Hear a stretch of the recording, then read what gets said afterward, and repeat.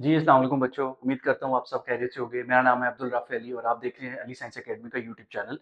आज हमारे चैनल का फर्स्ट वीडियो है और इस वीडियो में बेसिकली हम लोग फेडरल बोर्ड की बुक मैथमेटिक्स उसका जो फर्स्ट चैप्टर है रियल नंबर उसको हम स्टार्ट करेंगे और एक्सरसाइज 1.1 को इस वीडियो में हम लोग पूरा कंप्लीटली समझेंगे, उसकी डिटेल्स को समझेंगे, उसका कॉन्सेप्चुअल हर एक चीज़ आपको इंशाल्लाह समझ आ जाएगी। वीडियो को आपने एंड तक देखना है। इसमें एक-एक कॉन्सेप्ट मैं आपको क्लियर करूँगा। आप लोगों ने कोशिश करना है कि इस वीडियो को इस पर्पज़ के लिए नहीं देखना कि हमारे नोट्स कंप्लीट हो जाएँ, हमें टीचर ने काम दिया था ये चीज़ें कंप्लीट हो जाएँ। आपने कोशिश करना है ये छोटा-सा चैप्टर है और ज़्यादा लंबी वीडियो नहीं होगी इंशाल्लाह बट कोशिश की जाएगी कि एक-एक कॉन्सेप्ट को मैं डिटेल में समझा दूँ एंड वन्स फॉर ऑल आपको इस चैप्टर इस एक्सरसाइज़ पे बड़ी ज़बरदस्त किस्म की ग्रिप डेवलप हो जाए, ठीक है? तो हम लोग स्टार्ट करते हैं। सबसे पहले मैं अपना इंट्रोडक्शन देता हूँ। मेरा नाम है Abdul Rafi Ali and I am a PhD scholar at नर्स university and I am a gold medalist at matric level. मेरा ऑलमोस्ट 14 इयर्स का एक्सपीरियंस है और मैं Rawalpindi board, federal board, KPK board के डिफरेंट बोर्ड्स के स्टूडेंट्स को पढ़ाता हूँ और करंटली अभी हम मैट्रिक, इंटरमीडिएट और ओ लेवल्स के स्टूडेंट को भी पढ़ा रहा हूँ और इसके अलावा I am the CEO and founder of Ali science academy. So ये मेरा एक बड़ा ब्रीफ सा और मुख्तसर सा तारुफ है और अभी हम आगे चलते हैं इंशाल्लाह अपनी एक्सरसाइज को स्टार्ट करते हैं। तो एक्सरसाइज में जो पहला वर्ड आप इस जब चैप्टर में दाखिल होते हैं तो आपको समझने में आप पढ़ते हैं रियल नंबर। तो बेसिकली रियल नंबर है क्या चीज़? अब यहाँ पे मैंने थोड़ी-सी आपके लिए एक इन्फॉर्मेटिव स्लाइड सी बनाई है जिसमें हम रियल नंबर की बेसिक्स को समझने की कोशिश करते हैं। रियल नंबर को बेसिकली आपके ज़हन में जितने भी नंबर आते हैं, चाहे वो पॉज़िटिव हैं, चाहे वो नेगेटिव हैं, चाहे वो फ्रैक्शन की फ़ॉर्म में है, चाहे वो डेसिमल की फ़ॉर्म में, जितने भी नंबर्स हैं, उन सबको जो कलेक्टिवली आप कहते हो those are that is real number. Collectively जब आप उसको समझते हो। यहाँ पे इसको 2 अ, ब्रैकेट्स में डिवाइड किया गया है। एक आपके पास आ जाते हैं रैशनल नंबर और एक आपके पास आ जाते हैं इर्रेशनल नंबर। रैशनल नंबर जो है उसको बेसिकली फर्दर उसकी काफ़ी एक्सटेंशंस हैं जिसमें इंटीजर्स आ जाएँगे, whole number, natural number, even odd number, खैर उस पे भी हम जाते हैं। जो इर्रेशनल नंबर है, दोज़ आर वेरी लिमिटेड और वो बड़े ब्रीफ हैं, उनको समझना भी आसान है और सबसे पहले मैं आपको इर्रेशनल नंबर समझा देता हूँ। देखिए, इर्रेशनल नंबर में यहाँ पे मेंशन है कि these numbers are not repeating and these are non terminating. इस बात का क्या मतलब हुआ? जैसे कि लेट्स सपोज अगर आप कोई भी जैसे पाई की वैल्यू आपके पास 3.14 17 डॉट आगे आपके पास जितने भी नंबर आ रहे हैं वो रिपीट नहीं हो रहे। लेट्स से जैसे कि फॉर एग्जांपल मैं यहाँ पे एक नंबर लिख रहा हूँ 3.14267853 1 डॉट। अब ये नंबर्स अगर आप देखें तो इसमें से नंबर का कोई पैटर्न ऑब्जर्व नहीं हो रहा है। जैसे कि अगर मैं यहाँ पे लिख दूँ 4.13131313 डॉट। अब ये जो नीचे वाला नंबर था यहाँ पे आपको रिपीटिशन नजर आ रही है बट जो इर्रेशनल नंबर होंगे उनमें आपको रिपीटिशन नजर नहीं आएगी।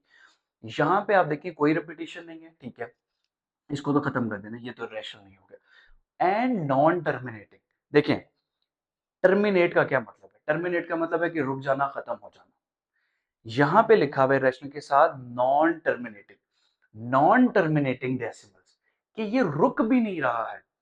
एक तो है ना कि लेट्स सपोज आपके पास एक नंबर था 5.4132, अब इसमें कोई रिपीटिशन नहीं थी और ये रुक गया, सो दिस इज टर्मिनेटिंग। ये क्या चीज थी? टर्मिनेटिंग थी।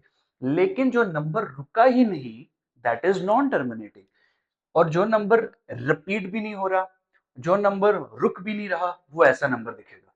यहाँ पे कोई रेपिटेशन नहीं है, यहाँ पे टर्मिनेशन है ही नहीं, चलता जा रहा है डॉट डॉट डॉट। तो ऐसे नंबर्स को हम कहते हैं इर्रेशनल नंबर। अब इसमें आप अंडर रूट 2 की वैल्यू को अपने कैलकुलेटर में डालें, आपके पास क्या आ रहा है?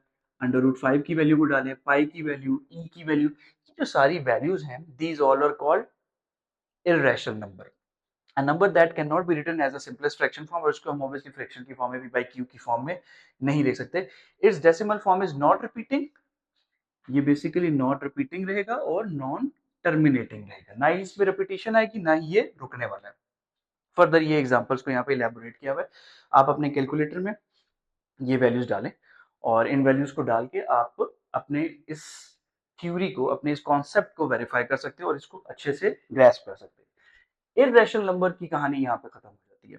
इसके बाद आपके पास जो चीज आती है that is rational number. Rational number में यहाँ पे एक क्राइटेरिया आपके होता है कि these are terminating and these are repeating decimals, कि या तो ये टर्मिनेट हो जाएगा, जैसे अगर आप यहाँ देखिए 0.25 अगर आपको नजर आ रहा है तो ये टर्मिनेट हो गया, ये रुक गया यहाँ पे नंबर।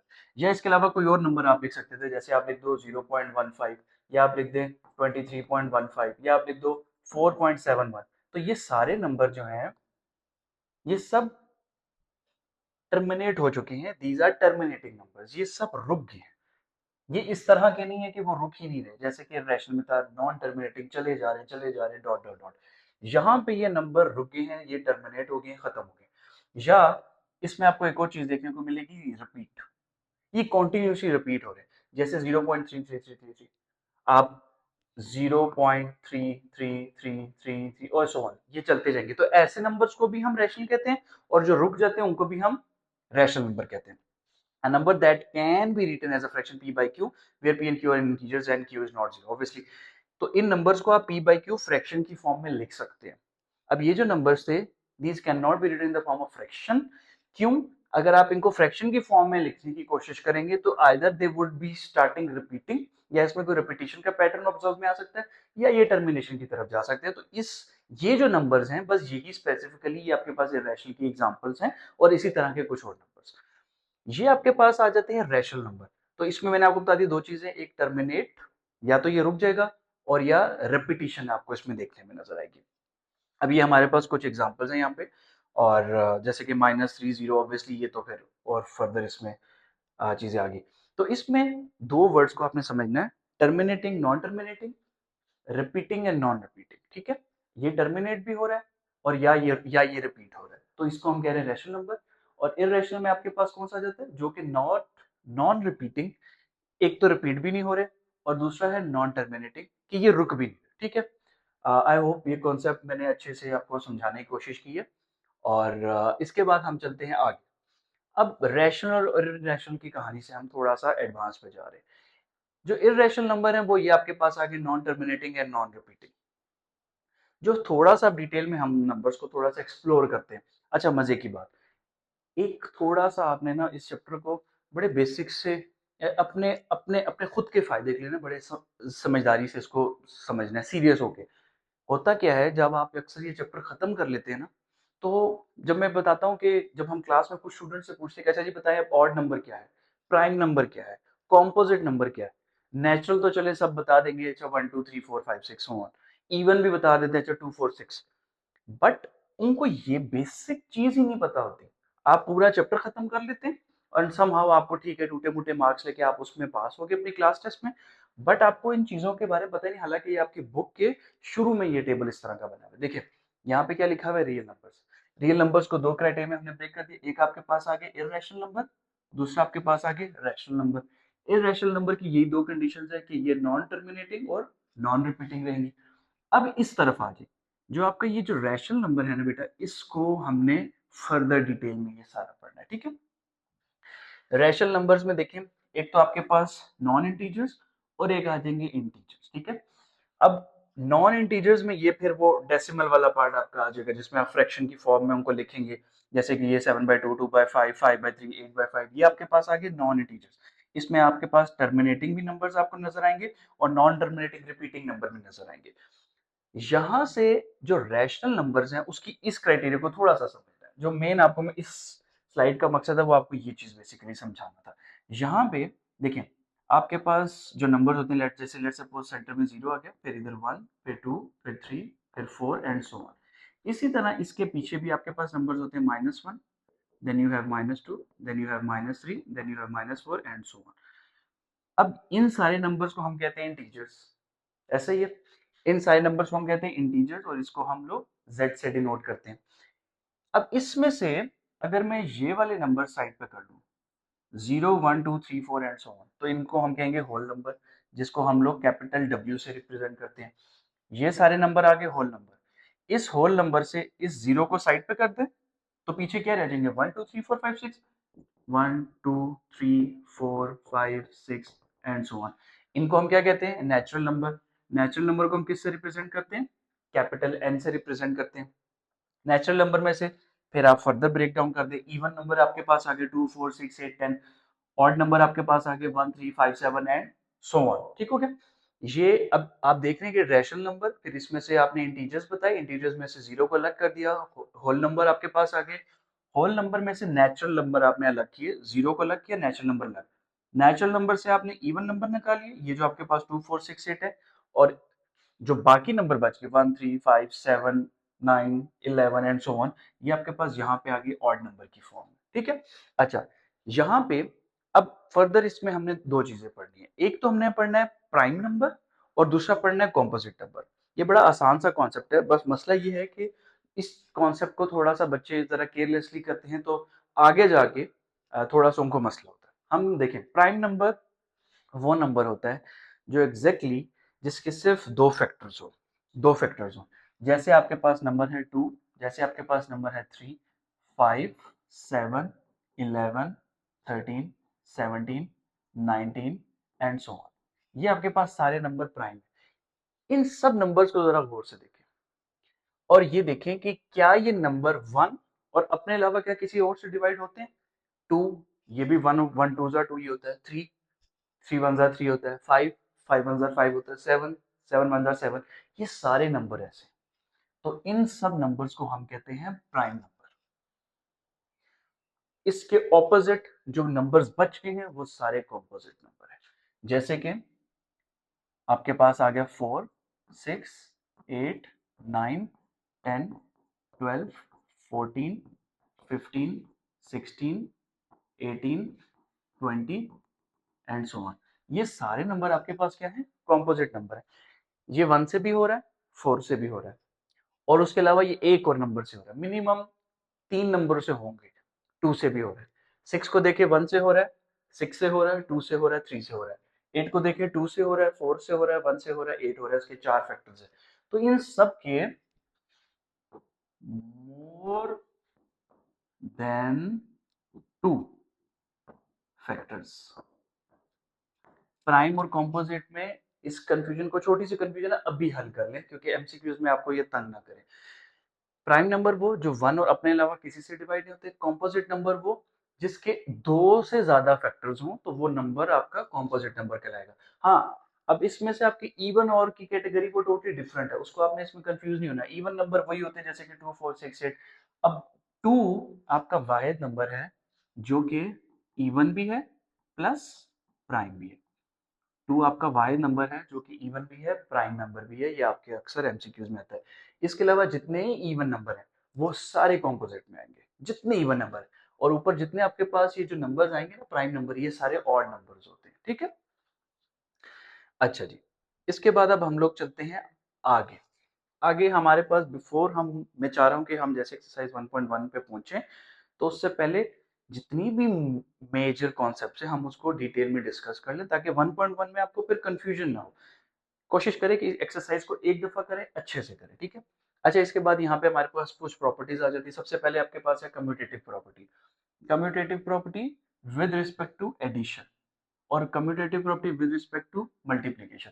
कम्यूटेटिव प्रॉपर्टी क्या कहती है कि दो नंबर ए और बी जो है आपके पास, अगर आप ए को बी से प्लस करें या बी को ए से प्लस करें, आंसर सेम आएगा। जैसे अगर मैं आपको कहूँ कि बेटा 2 को 5 में प्लस करें, तो आप कहेंगे सर ये तो 7 आएगा। अगर मैं आपसे कहूँ कि बेटा 5 को 2 में प्लस करें, तो ये भी आपके पास 7 आएगा। तो दोनों सूरतों में आंसर सेम आ रहा है। तो मैं कह सकता हूँ कि a plus b is equal to b plus a, तो obviously a plus b is equal to b plus a. 1 को 3 में प्लस करें या 3 को 1 में प्लस करें, आंसर 4 ही आएगा। This is commutative property of addition. Commutative property of multiplication आपके पास, कम्यूटेटिव प्रॉपर्टी ऑफ मल्टीप्लीकेशन क्या कह रहे हैं, इसी तरह से आप 1 को 3 से मल्टीप्लाई करें या 3 को 1 से मल्टीप्लाई करें, आंसर दोनों सूत्रों में 3 ही आएगा। तो ये होगी कम्यूटेटिव प्रॉपर्टी ऑफ मल्टीप्लीकेशन। तो कम्यूटेटिव प्रॉपर्टी ऑफ एडिशन के दो नंबर ए को बी से प्लस करो या बी को ए से प्लस करो, आंसर सेम आएगा। फिर कम्यूटेटिव प्रॉपर्टी ऑफ मल्टीप्लीकेशन, उन्हीं दोनों, कोई से भी दो नंबर है आपके पास, ए को बी से मल्टीप्लाई करो या बी को ए से करो, आंसर सेम आएगा, बेसिक्स आएगा। इसके बाद आ जाते हैं एसोसिएटिव। एसोसिएटिव प्रॉपर्टी और कम्यूटेटिव प्रॉपर्टी में हमेशा स्टूडेंट्स को कहते हैं सिर्फ एक सी का फर्क है। देखिए यहाँ पे ए प्लस बी था, इसमें सी ऐड कर दिया आपने। यहाँ पे भी ऑलरेडी a प्लस बी हुआ, लेकिन आपने c ऐड कर दिया। फर्क सिर्फ आ जाएगा एसोसिएटिव में क्या है, यहाँ पे आपने थोड़ा सा ब्रैकेट्स को स्मार्टली ऑब्जर्व करना है। पहले a प्लस बी पे ब्रैकेट था और c उसमें पहले a प्लस बी प्लस होगा, फिर c उसमें ऐड हो जाएगा। आगे वाले में जो ब्रैकेट्स थी वो शिफ्ट होगी, b प्लस c पे पहले ब्रैकेट चली थी, इसका जो आंसर होगा वो a में प्लस होगा। तो बेसिकली 3 आपके पास रियल नंबर यहाँ पे आ जाएंगे। और ये एडिशन की प्रॉपर्टी, सेम जगहों पे एडिशन की जगह पे सिर्फ मल्टीप्लिकेशन का साइन आ जाएगा। अच्छा, कुछ स्टूडेंट्स को कंफ्यूजन होती है कि सर ये आपने डॉट जो डाला है ये क्या चीज है। बेटा डॉट जो है यहाँ पे ये मल्टीप्लिकेशन के लिए आप डॉट डालें, मल्टीप्लिकेशन के लिए देखें बेटा आप 2.3 लिखें तो ये भी 6 आएगा, 2 क्रॉस 3 लिखें ये भी 6 आएगा, 2 और ब्रैकेट यूं करके लिखें तो भी 6 आएगा। तो बेटा ये आपकी जिस लेवल ऑफ क्लास में आप पढ़ें, ये बेसिक बेसिक सी बातें आपको बड़े अच्छे से पता होनी चाहिए कि तो ये सारी चीजें मल्टीप्लिकेशन को स्टेट करें। Associative property with multiplication, addition की जगह पे सिर्फ साइन मल्टीप्लिकेशन क्या जाएगा, it goes all the way same. फिर इसके बाद आ जाती है आइडेंटिटी। आइडेंटिटी और इनवर्स, इसको थोड़ा सा ना समझ आप लोगों ने ध्यान से समझना है, क्योंकि ये अमूमन बच्चों को फिर भी समझ आती है, आइडेंटिटी में थोड़ा सा कंफ्यूज रहते हैं। देखें आइडेंटिटी क्या होती है, जैसे आपकी एक आइडेंटिटी है, मेरी एक आइडेंटिटी है, आपकी पहचान होती है। ए जो है एक नंबर है, ए की आइडेंटिटी क्या है, ए में ऐसा क्या प्लस करें कि आंसर ए ही आए, तो वो जीरो है। ए में अगर जीरो प्लस कर दूंगा तो आंसर क्या आ जाएगा, ए। 5 में ऐसा क्या प्लस करूं बेटा कि आंसर 5 आ जाए, तो 5 में जीरो प्लस करेंगे तो 5, तो इसे कह रहे हैं एडिटिव, एडिटिव आइडेंटिटी। इसी तरह जब आप मल्टीप्लिकेटिव आइडेंटिटी की तरफ जाएंगे तो आपने सेम इसी तरह करना है कि बेटा मैं आपसे पूछूंगा 5 को किससे मल्टीप्लाई कर रहा हूं कि आंसर मेरा 5 आ जाए, आंसर मेरा 5 आ जाए। तो यहाँ पे बेसिकली 5 को मैं 1 से मल्टीप्लाई करूंगा तो आंसर मेरा 5 आ जाएगा। इसी तरह 3 को जैसे 1 से करेंगे तो आंसर आपका 3। तो जो 3 की आइडेंटिटी है या 5 की आइडेंटिटी है वो चेंज नहीं हुई, वो हमने चेंज नहीं होने दी। एडिटिव आइडेंटिटी में बेसिकली जीरो ऐड होता है, मल्टीप्लिकेटिव आइडेंटिटी में मल्टीप्लाई होता है 1। एडिटिव में ऐड होता है जीरो, मल्टीप्लिकेटिव में 1 को मल्टीप्लाई करते हैं। ये तो होगी आइडेंटिटी। इसके बाद इसी से को रिलेटेड है आपके पास इनवर्स। देखिए ए को, ए में हम क्या प्लस करें कि आंसर जीरो है, ए में हम बेसिकली माइनस ए प्लस करेंगे, तो जैसे कि मैं कहूँ 2 में बेटा मैं क्या प्लस करूँ कि आंसर मेरा जीरो आ जाए। ये एडिटिव इनवर्स हम लोग पढ़ रहे हैं। तो आप बताएंगे कि सर इसमें -2 को ऐड करें तो ये हो जाएगा 2 - 2 = 0। तो मेरे पास एडिटिव इनवर्स आ जाएगा। फिर आ जाता है मल्टीप्लिकेटिव इनवर्स। मल्टीप्लिकेटिव इनवर्स में बेसिकली इसी तरह होता है कि 5 को मैं किससे मल्टीप्लाई कर रहा हूँ कि आंसर मेरा 1 आ जाए। तो 5 को आप बोलेंगे सर 1/5 से मल्टीप्लाई कराएं तो ये 5 इस 5 से कट जाएगा और आपके पास आंसर आ जाएगा 1। तो यहाँ पे बेटा एडिटिव आइडेंटिटी में आपके पास जीरो आना चाहिए और मल्टीप्लिकेटिव आइडेंटिटी में आपके पास 1 आना चाहिए। बस वो इसी का थोड़ा सा इनवर्स हो जाता है। इनवर्स प्रॉपर्टी है तो वो ऑब्वियसली वो इनवर्स हो जाएगा। ए में -a, यहाँ पे मल्टीप्लाई है तो ए को 1/a से मल्टीप्लाई इनवर्स कर दिया हमने उसका, ठीक है। इसके बाद लास्ट प्रॉपर्टी आपके पास डिस्ट्रीब्यूटिव प्रॉपर्टी। डिस्ट्रीब्यूटिव प्रॉपर्टी इसको ध्यान से देखें। अब आप देखें ये बेसिकली ए यहाँ पे मल्टीप्लाई हो रहा है और अंदर बी और सी प्लस हो रहे हैं। फिर क्या हुआ, ए को बी के साथ मल्टीप्लाई कर दिया प्लस ए को सी के साथ मल्टीप्लाई कर दिया। यहाँ पे ए बी मल्टीप्लाई हो गए। देखिए ना बेटा पहले ए को बी से मल्टीप्लाई किया फिर ए को सी से मल्टीप्लाई किया तो ए बी प्लस ये plus as it is a c. अब ऐसी प्रॉपर्टी को हम लोग कहते हैं distributive property of multiplication with respect to addition. अब आप बोलेंगे सर कैसे, देखिए पहले ये मल्टीप्लाई हो रहा था बाय और अंदर वैल्यू ऐड हो रही है। अगर यहाँ पे माइनस होता तो मैं यहाँ पे बाकी सब चीजें सेम लिखता, सब चीजें विद रिस्पेक्ट टू ये सब्ट्रैक्शन हो जाता बस। अगर इस प्लस की जगह पे माइनस होता और ऑब्वियसली इस प्लस की जगह पे भी माइनस होता, लेकिन माइनस नहीं है तो हम इसको कहेंगे distributive property of multiplication with respect to addition. बाहर मल्टीप्लाई हुआ है अंदर आपके पास ऐड हो गया। इसके बाद अगले टेबल पे चलते हैं। अच्छा यहाँ पे आपके पास अब आपके पास थोड़ी सी और प्रॉपर्टीज आ गई हैं। सबसे पहले देखें इक्वालिटी की प्रॉपर्टीज में हमारे पास है रिफ्लेक्सिव प्रॉपर्टी। रिफ्लेक्सिव प्रॉपर्टी कहते हैं जैसे कि रिफ्लेक्शन, ठीक है। आप शीशे के सामने खड़े होते हैं, आपको आप ही नजर आ रहे होते हो, ऑब्वियसली शीशे के सामने जो चीज होती है वो ये रिफ्लेक्शन आ रहा होता है। जैसे कि यहाँ पे एक इमेज भी बनी है कि जो भी चीज यहाँ पे होगी उसका रिफ्लेक्शन ही सामने आएगा। तो 7 is equal to 7, 4 is equal to 4, 3 is equal to 3, x is equal to x, ये रिफ्लेक्शन है, तो इसे कहते हैं रिफ्लेक्सिव प्रॉपर्टी। सिमेट्री आपके पास आ गई कि x इज इक्वल टू 5 है या 5 इज इक्वल टू x है। आप इसको यूं भी कह सकते हैं कि a इक्वल टू b होगा या b इक्वल टू a होगा। फिर आपके पास आती है ट्रांजिटिव प्रॉपर्टी। ट्रांजिटिव प्रॉपर्टी से ना आपने एक वर्ड को समझना है, ट्रांजिशन। ट्रांजिशन कैसे होती है कि जैसे एक फेज से आप दूसरे फेज में जाते हो और वहां से फिर तीसरे में स्विच कर जाते हो। जैसे कि देख, वो कह रहे हैं कि अगर a इक्वल टू बी है और b इक्वल टू सी है, तो क्या हम लिख सकते हैं कि a इक्वल टू सी भी है, a इक्वल टू सी भी है? ऑब्वियसली लिख सकते हैं क्योंकि ये b दोनों के इक्वल है। इसकी मिसाल ऐसे ले लें कि लेट सपोज कि आपके पास तीन स्टूडेंट्स है, a b और c। अगर a और b के पास 10 रुपए हैं और बी और सी के पास भी अगर हम कंपेयर करें तो 10 रुपए नजर आ रहे हैं, तो मैं ये कह सकता हूँ कि क्या ए और सी भी इक्वल है? ऑब्वियसली इक्वल है। तो ये ए बी से ए का सी पे जो मेरा जाना था, ये ट्रांजिशन था, तो उसको हम कहते हैं ट्रांजिटिव प्रॉपर्टी। फिर आ जाती है एडिटिव प्रॉपर्टी कि दो नंबर थे, ए इज इक्वल टू बी। हमने क्या किया, दोनों साइडों पे एक ही नंबर को प्लस कर दिया, सी को प्लस कर दिया। जैसे x इज इक्वल टू 4 लिखा हुआ था, अगर दोनों साइड्स पे हम 3 को प्लस कर दें तो इसको हम कहते हैं एडिटिव प्रॉपर्टी। ठीक है। फिर आपके पास सिमिलर रूल पे, जैसे कि ये थी, सिमिलर इसी रूल पे आपके पास आ जाती है मल्टीप्लिकेटिव प्रॉपर्टी। मल्टीप्लिकेटिव प्रॉपर्टी में क्या होता है, देखिए दो नंबर थे आपके पास ए और B, A is equal to B था, जैसे वहां A is equal to B था, सी को वहां प्लस कर दिया था क्योंकि एडिशन था, सी को यहाँ पे आपने मल्टीप्लाई कर देना, वहां पे प्लस किया आपने, यहाँ पे मल्टीप्लाई कर देना दोनों साइड्स पे, तो इसे कहते हैं मल्टीप्लिकेटिव प्रॉपर्टी ऑफ इक्वालिटी। इसके बाद आपके पास रहता है cancellation property of addition and cancellation property of multiplication. बहुत आसान है, देखिए आपने पढ़ी थी एडिटिव प्रॉपर्टी ऑफ एडिशन, ये कैंसिलेशन प्रॉपर्टी ऑफ एडिशन है। देखिए यहाँ पे ऑलरेडी सी को प्लस किया हुआ है, तो हमने क्या किया, सी को कैंसिल कर दिया, तो ए इज इक्वल टू बी आ गया, आसान। यहाँ पे सी ऑलरेडी मल्टीप्लाई हुआ है, तो हमने सी को यहाँ पे कैंसिल कर दिया और आपके पास आंसर क्या आ गया, A is equal to B, ये दोबारा आपके पास आंसर आ गया। ठीक है। कैंसिलेशन प्रॉपर्टी में already, cancellation property of addition में ऑलरेडी सी ऐड हुआ है, आपने सी को सिर्फ कैंसिल कर दिया तो is equals to B. Cancellation property of multiplication में ऑलरेडी सी मल्टीप्लाई हुआ है, तो आपने क्या किया, आपने बेसिकली सी को कैंसिल कर दिया, तो ए इज इक्वल टू बी आपके पास आ गया। अच्छा जी, इसके बाद आपके पास एक और प्रॉपर्टी है, का टेबल है, इसको भी हम गो थ्रू कर लेते हैं। अच्छा, सबसे पहले इसमें देखें प्रॉपर्टी आपके पास आ रही है ट्राइचोटॉमिक प्रॉपर्टी।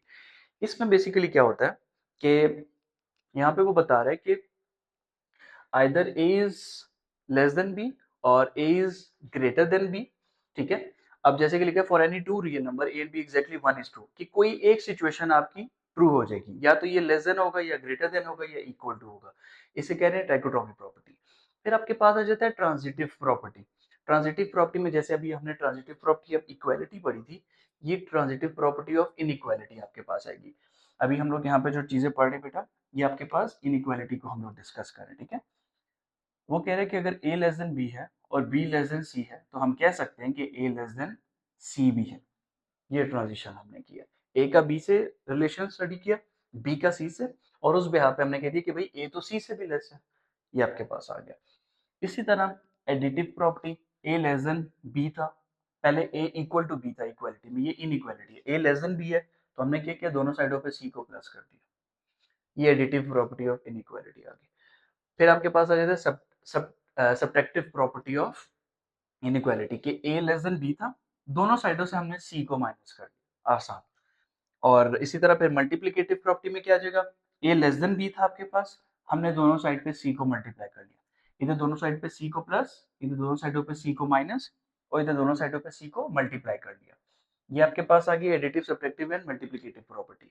फिर cancellation property of addition and cancellation property of multiplication. Cancellation property of जब एडिशन आप पढ़ रहे हैं ना, तो आपको एक चीज पता होनी चाहिए कि ऑलरेडी कुछ ऐड हुआ हुआ है जिसको कैंसिल करना है। तो जो देखिए सी दोनों साइडों पे ऐड हुआ था, हमने उसको कैंसिल कर दिया और हमारे पास ए लेस देन बी आ गया। Similarly cancellation property of multiplication जब आप पढ़ेंगे तो ऑलरेडी मल्टीप्लाई हुआ है सी, सी आपका दोनों साइड्स पे मल्टीप्लाई हुआ है, तो सी को हमने बेसिकली यहाँ और यहाँ पे कैंसिल कर दिया, तो आपके पास आ गया ए लेस देन बी। ये आपकी बेटा सारी प्रॉपर्टीज थी अभी, before we move into exercise 1.1। Last चीज एक्सरसाइज 1.1 पे जाने से पहले नंबर लाइन। अनफॉर्चुनेटली जब आप लोग सारे अपनी 9th क्लास में आ रहे होते हैं या प्री 9th क्लास में, तो बहुत सारे बच्चों को नंबर लाइन का कॉन्सेप्ट ही नहीं होता। जिनको तो है that is well and good, but जिनको नहीं है वो एक दफा यहाँ पे देख लें। नंबर लाइन बेसिकली बेटा आपकी जैसे जीरो से स्टार्ट होता है, ठीक है। जीरो से स्टार्ट होगा, इस तरफ आपके टूवर्ड्स द राइट साइड आपके सारे पॉजिटिव नंबर होते हैं, और जीरो से इस तरफ बेटा टूवर्ड्स योर लेफ्ट साइड ये सारे आपके बेटा नेगेटिव नंबर होते हैं। देखिए जीरो से 1 2 3 4 5 6, अब इसी तरह जीरो से -1 -2 -3 करते करते ये आपके सारे नेगेटिव नंबर आ जाएंगे। अगर आपको कोई कह रहा है कि इस नंबर लाइन पे रिप्रेजेंट करें 4.5 को, लेट सपोज जी नंबर कह रहा है जी 4.5, तो अब आपने देखिए पॉजिटिव नंबर है तो राइट साइड पे देखना 4.5 कहाँ होगा, 4 और 5 के दरमियान। तो ये आपका जो नंबर होगा बेटा दैट इज 4.5। कोई कह रहा है कि आप फाइंड करें जी -2.5, तो देखिए पहले तो ढूंढे -2 ये है, 2.5 उससे अगला नंबर, तो -2 और -3 के दरमियान जो नंबर होगा दैट इज -2.5। ये एक ब्रीफ सा मैंने आपको थोड़ा सा बताया है, आसान, बट कुछ बच्चे थोड़ा सा इसको भूल जाते हैं, तो मैंने कहा कॉन्सेप्ट को थोड़ा रिफ्रेश कर लेते हैं। Now we are moving towards our exercise. यहाँ पे क्वेश्चन नंबर 1 है आपके पास, represent each number on the number line. अब आपके पास क्वेश्चन नंबर 1 में जितने भी ये पार्ट्स मेंशन है, सबसे पहले देखिए 3/4 है, फिर -1/3 है, फिर 4 1/2 है, फिर -√8 है, फिर ये सारे पार्ट्स है आपके पास। अच्छा ये पार्ट 2 नहीं है, पार्ट 8 है। तो यहाँ पे जितने भी आपके पास बेटा पार्ट है, सबसे पहले मैंने इनको डेसिमल में कन्वर्ट किया। अब जैसे आप लोग अपने कैलकुलेटर्स उठाएं, अगर आप लोग कैलकुलेटर में ये वैल्यू डालेंगे √8, तो √8 आपके पास आएगा 2.82। क्योंकि ये वैल्यू माइनस में थी तो मैंने इसको लिखा -2.82। जो वैल्यू माइनस में होगी उसके साथ आपने माइनस को लाजमी लिखना है। ये 7/8 है, ये बेसिकली यहाँ पे भी इसके साथ आपके पास ये माइनस की वैल्यू आ जाएगी, ठीक। बट अभी हम उसको सॉल्व करते हैं तो फिर हम उसको यहाँ पे देख लेते हैं। अब देखें सबसे पहले हमने 3/4, अब ये सारे नंबर्स को पहले आपने डेसिमल में कन्वर्ट कर लेना, ठीक है। बहुत आसान सा कॉन्सेप्ट है, आपका 1 मिनट भी लगेगा इसको सॉल्व करने में, एक एक पार्ट को। देखिए 0.75, तो 0.75 जो है वो बेसिकली जीरो से आगे है और 1 से थोड़ा पीछे है, तो वो it would be somewhere around here, यहाँ पे आपके पास होगा 0.75। तो यहाँ पे आप लिख देंगे बेटा 3/4। 0.75 आपने अपनी अंडरस्टैंडिंग के लिए किया है, जो डेसिमल है उसको आपने यहाँ पे देखना है, और जो रिप्रेजेंट आपने करना है वो बेटा वो क्वेश्चन वाली वैल्यू करनी है 3/4। आपने यहाँ पे 0.75 नहीं लिखना। ये जितना मैंने बोर्ड पे ये पार्ट किया, ये कैलकुलेट करके वैल्यू ड्रॉ करना, नंबर लाइन ड्रॉ करना, नंबर लाइन में रिप्रेजेंट करना, this is all the part of solution, ठीक है। नेक्स्ट क्वेश्चन पे है -0.33। -0.33 तो बेसिकली जीरो से थोड़ा माइनस की तरफ जाएंगे, यहाँ पे क्लोज टू जीरो यहाँ पे आएगा, तो इसके साथ आप लिख दें -1/3, ठीक है। अब अगले पे हैं, इस नंबर को यहाँ पे आप अपने कैलकुलेटर में डालेंगे, आपके पास आ जाएगा 4.5। 4.5 आपके पास किधर है बेटा, यहाँ पे, दिस इज योर 4.5, 4 और 5 के दरमियान में, तो इसको आप लिखेंगे 4 1/2 की फॉर्म। इसके बाद आपके पास है -2.82। -2.82 बेटा यहाँ पे आएगा, 2 और 3 के थोड़ा सा करीब होगा। मैं थोड़ा सा लाइन को जरा डार्क कर रहा हूँ ताकि आप लोगों को क्लियरली नजर आए। वैसे आपने एक ही दफा सिंगल ऐसे लाइन ड्रॉ कर दें या उसको पॉइंट भी ड्रॉ कर दें तो वो भी बेहतर है। आपने इसको लिख दिया माइनस, अच्छा ये वाली वैल्यू आपके पास सॉरी प्लस में, तो हमने इसको प्लस वाली साइड पे ड्रॉ करना है, ठीक है।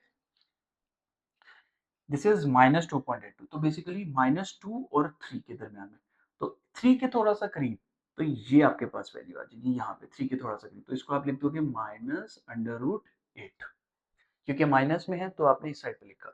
अब इसके बाद आपके पास ये वाला हो गया पार्ट, ये भी हो गया, this one and this one.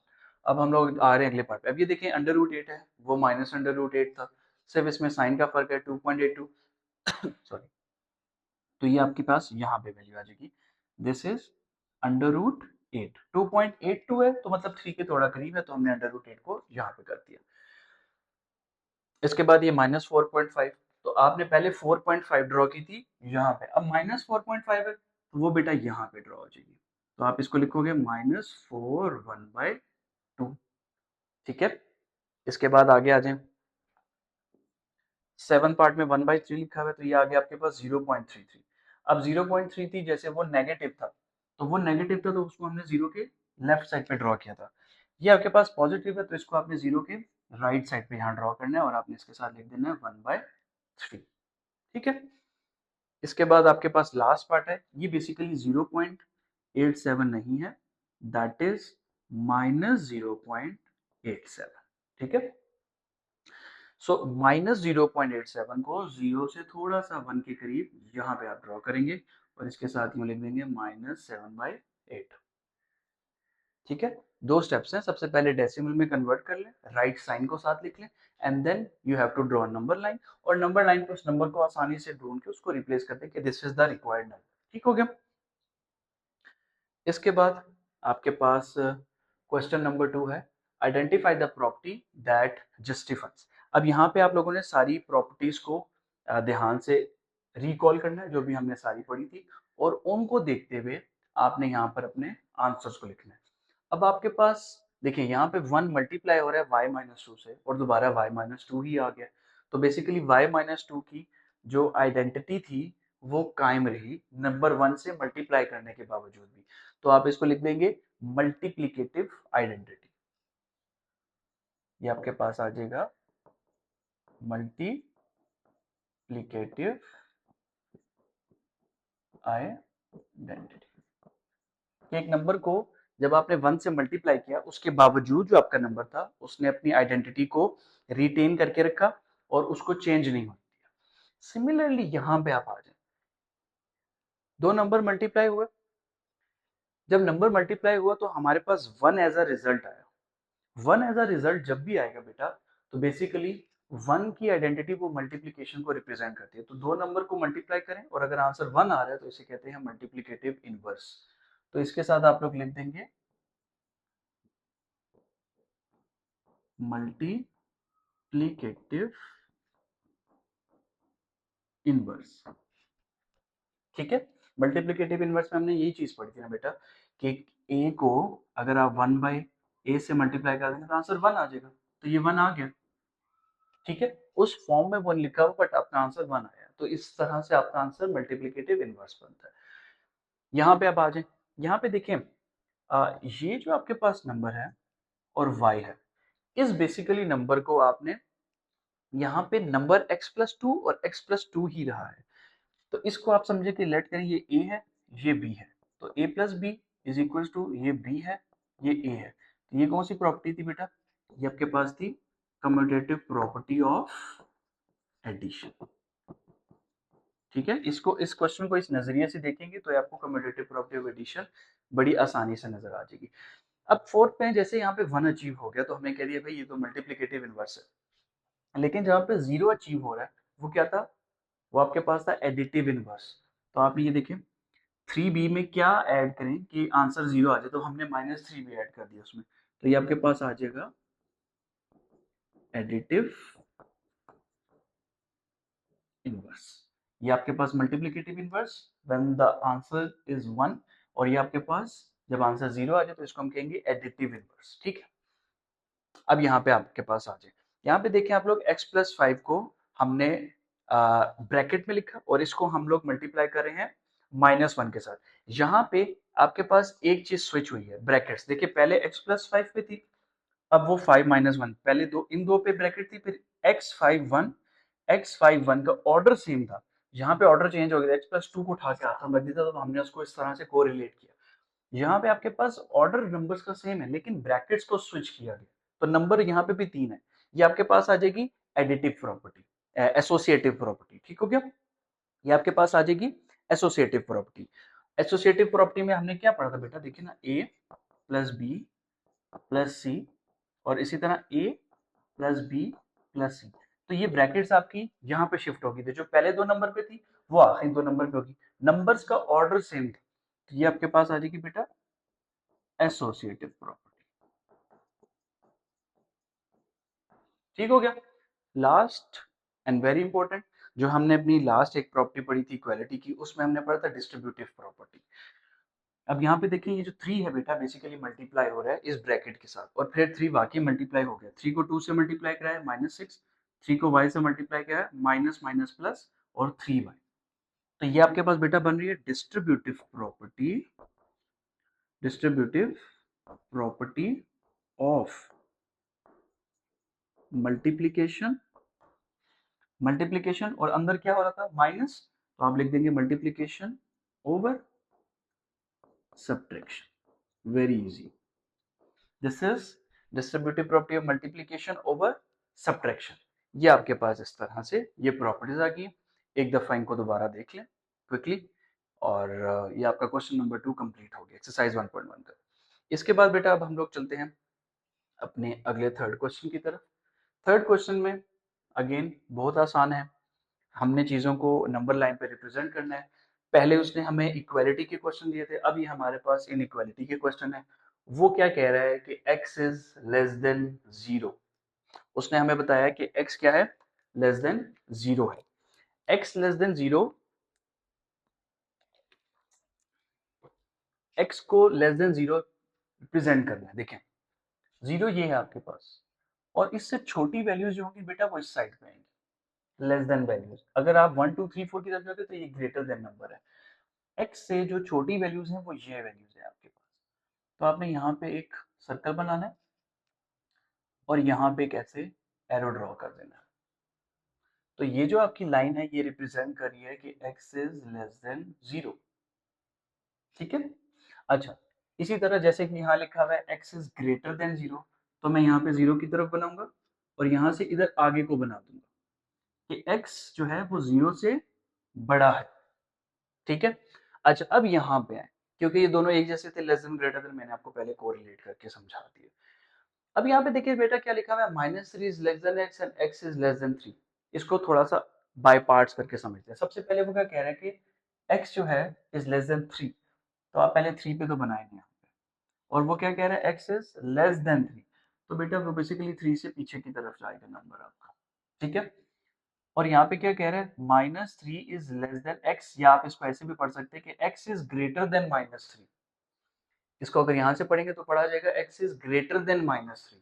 तो जो -3 है उससे ग्रेटर नंबर किस साइड पे होंगे, टूवर्ड्स राइट। माइनस ये सारे नंबर जो है 4 5 6 ये x -3 से बड़े हैं, तो ये यूं करके लाइन ये ज्वाइंट आपकी हो जाएगी ऐसे करके। I hope this is clear. Less than 3 था तो पीछे, ग्रेटर देन -3 था तो आगे, ये ऐसी आपकी शक्ल बन गई नंबर लाइन की। ठीक है, अब यहाँ पे एक चीज है, यहाँ पे वो कह रहा है कि x is greater than equal to -3। अच्छा एक और चीज थोड़ी सी आपको बता दूं कि बेटा ये जो साइन है ये लेस देन के लिए है। सम स्टूडेंट्स ये भी उनको भूल जाता है, तो मैं रिवाइज करवा देता हूँ। ये साइन आपका ग्रेटर देन के लिए है, इसी के नीचे आप इक्वल टू का डाल देंगे तो लेस देन इक्वल टू, इसी के नीचे आप इक्वल टू का डाल देंगे तो greater than and equal to आ जाएगा। ठीक है, ग्रेटर देन इक्वल टू -8। अब -8 आपका कहाँ पे लिखा हुआ है, -8 आपका ये है, -8। -8 से बड़े नंबर, -8 से बड़े नंबर कौन से होंगे, टुवर्ड्स लेफ्ट या टुवर्ड्स राइट, टुवर्ड्स राइट। ये सारे जो नंबर हैं बेटा ये सारे इससे बड़े नंबर, आपने ऐसे बस एक एरो ड्रॉ कर दिया। अब यहाँ पे आप देखिए इक्वल टू का साइन भी है, यहाँ पे इक्वल टू का साइन नहीं था, ना यहाँ पे था ना यहाँ पे था, यहाँ पे इक्वल टू का साइन है, तो आपने इस सर्कल को फिलअप कर देना है, दैट्स इट। ठीक है, जहाँ पे इक्वल टू का साइन आएगा वहां पे हमें सर्कल को फिलअप कर देंगे। अब देखिए जैसे कि ये क्या कह रहा है, x इज लेस देन -3, तो -3 आपके पास ये था बेटा, और लेस देन -3, -3 से छोटे नंबर, -3 से छोटे नंबर वो टूवर्ड्स लेफ्ट साइड होंगे, ये वाले नंबर ये सारे -3 से छोटे हैं। माइनस में बेटा जितना बड़ा नंबर होता है वो उतना छोटा नंबर होता है, तो -3 से छोटे नंबर ये इस तरफ आपके पास आ जाएंगे। ये आपने यहाँ पे यूं एरो ड्रॉ कर देना। ठीक है, अगर इसके नीचे भी इक्वल टू का साइन था तो हम इस शेड को फिल कर देते, लेकिन अभी आपने नहीं करना। लास्ट पार्ट आ गया।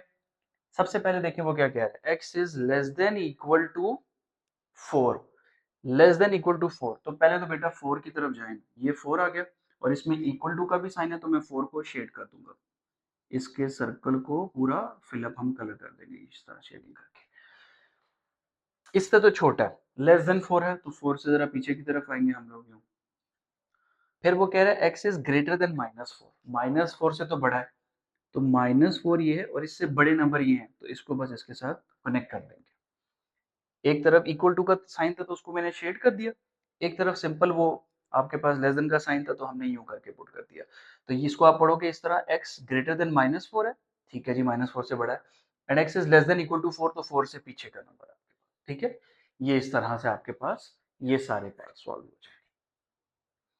इसके बाद हम लोग अपनी क्वेश्चन नंबर 4 की तरफ जाते हैं, जो हमारा इस 1.1 का बेटा लास्ट क्वेश्चन है। अब आप लोगों ने एक काम करना है कि देखिए, पहले मैं आपको बताऊं, इससे पहले जो 2026-2025 में फर्स्ट और सेकंड एनुअल में पेपर आए थे, उसमें से एक्सरसाइज 1.1 में से ना एमसीक्यूज बेस्ड जरा क्वेश्चंस आते थे। शॉर्ट क्वेश्चंस जरा कम देखने को मिलते थे, शॉर्ट क्वेश्चन आपके चैप्टर 1.2 में से आते हैं। बट अब आपकी, क्योंकि फेडरल बोर्ड ने पैटर्न चेंज कर दिया और ऑब्वियसली एमसीक्यूज की जो प्रोपोर्शन है, वेटेज है, वो बहुत ज्यादा हो गई है। उसके लिए आपको हर छोटी छोटी चीज को समझ के करना पड़ेगा। मतलब सिर्फ इस तरह नहीं है कि शॉर्ट कर लोगे तो आप पास हो जाओगे, या लॉन्ग एक दो चैप्टर्स के कर लोगे, चीजें आपकी और कॉम्प्लेक्स होगी। तो आपने बेटा इसमें ये तो कुछ प्रॉपर्टीज है ना, अभी तो हम इनको डिस्कस कर लेंगे। कोशिश करें जितनी भी प्रॉपर्टीज है सबको आपने ग्रिप करके जाना है, जो मैंने स्लाइड में शुरू में मेंशन की थी। सारी प्रॉपर्टीज को आप गौर से देखें और सबको अंडरस्टैंड करें, क्योंकि ये तो आपके पास चंद प्रॉपर्टीज हैं। चलें, इनको वक्ती आप समझ जाएंगे, लेकिन आपने ओवर थ्रू उस पुरानी स्लाइड पे जितनी सारी प्रॉपर्टीज है उन सबको लेके चलना है, ठीक है। अच्छा जी, सबसे पहले आपके पास लिखा हुआ है 9x is equal to 9x। तो ये जो आपके पास इज इक्वल टू के इस तरफ है, वही आपके पास इज इक्वल टू के दूसरी तरफ है। तो बेसिकली ये कोई रिफ्लेक्शन सा बन रहा है, राइट। तो ये हमारे पास आ जाएगी रिफ्लेक्सिव प्रॉपर्टी, ये आपके पास रिफ्लेक्सिव प्रॉपर्टी आ जाएगी। फिर इसके बाद सेकंड पे आए, यहाँ पे देखें क्या हो रहा है। वो कह रहा है कि x plus two equal to Y है और y इक्वल टू है 2x माइनस 3 के। तो क्या हम कह सकते हैं कि ये वाला x plus two equal to है 2x माइनस 3 के, ये y के इक्वल है और y किसी और नंबर के इक्वल है। तो हमने क्या किया कि हमने बताया कि ठीक है जी, ये दोनों एक दूसरे के इक्वल है, तो ये आपके पास आ गई ट्रांजिशन, ट्रांजिटिव प्रॉपर्टी। सही है, ट्रांजिशन हो गया ना आपका, यहाँ से y को छोड़ के आपने 2x माइनस 3 के साथ ट्रांजिशन कर लिया, उन दोनों को कोरिलेट कर लिया आपस में, तो ये ट्रांजिटिव प्रॉपर्टी होगी।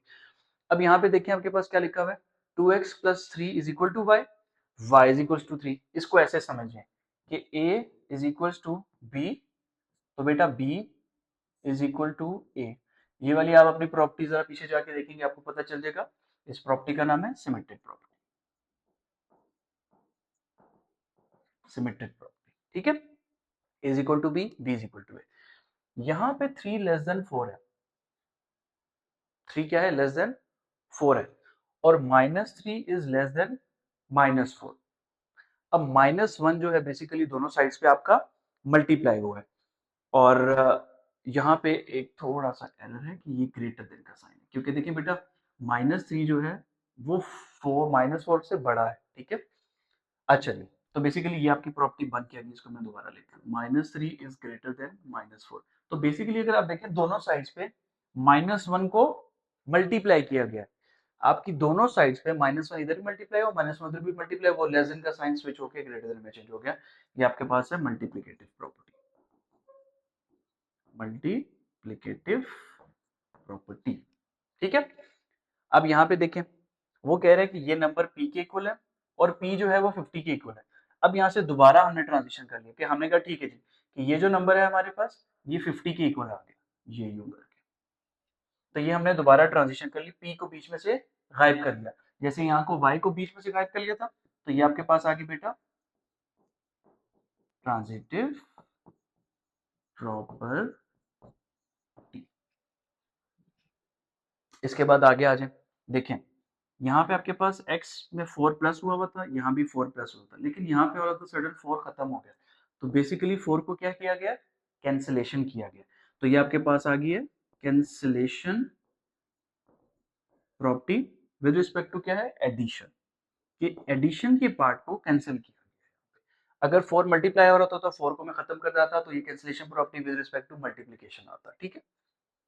अब यहाँ पे देखें, वो कह रहा है कि 2 लेस देन 5 है और 5 जो है लेस देन 9 है, ठीक है, ये हमें पता है।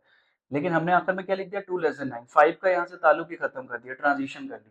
तो ये दोबारा आपके पास बेटा यहाँ पे ट्रांजिटिव प्रॉपर्टी आ गई। ट्रांजिटिव प्रॉपर्टी में अक्सर बच्चों को कंफ्यूजन ज़्यादा होती है, प्रोबेबली इसके सम्स भी यहाँ पे ज़्यादा हैं, ताकि वो जितनी दफ़ा करेंगे उतनी दफ़ा उनको चीज़ें यहाँ पे समझ आ जाएंगी। नेक्स्टली यहाँ पे अगर आप देखें -18 और -6, तो ये वैल्यूज को दोनों साइड्स पे इक्वली समराइज किया गया, कैंसिल किया गया। इसमें से कुछ वैल्यूज को कट डाउन किया गया, तो ये भी आपके पास है बेटा कैंसिलेशन प्रॉपर्टी। ये आपके पास आ गई है कैंसिलेशन प्रॉपर्टी।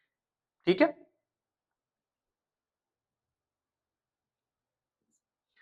तो बेटा ये था आपका एक्सरसाइज 1.1 और उम्मीद करता हूँ आप लोगों को समझ आया होगा। आप लोग एक काम लाजमी कीजिएगा कि मुझे बताइएगा कि क्योंकि फर्स्ट लेक्चर था, कि कमेंट में लाजमी बताइएगा कि आपको चीज़ें कैसी समझ आई, क्या और चीज़ें इंप्रूव करने की ज़रूरत है, और साथ ये बताइएगा कि आपको अभी आगे आने वाले दिनों वालों में कौन से एक्सरसाइजेज के नोट्स चाहिए होंगे, किन पे लेक्चर चाहिए होंगे। इंशाल्लाह मेरी कोशिश होगी, हम अब लेक्चर स्टार्ट हो गए तो आपको 9, 10 फर्स्ट सेकेंड ईयर के तमाम चैप्टर 1 से हम स्टार्ट करेंगे लेक्चर।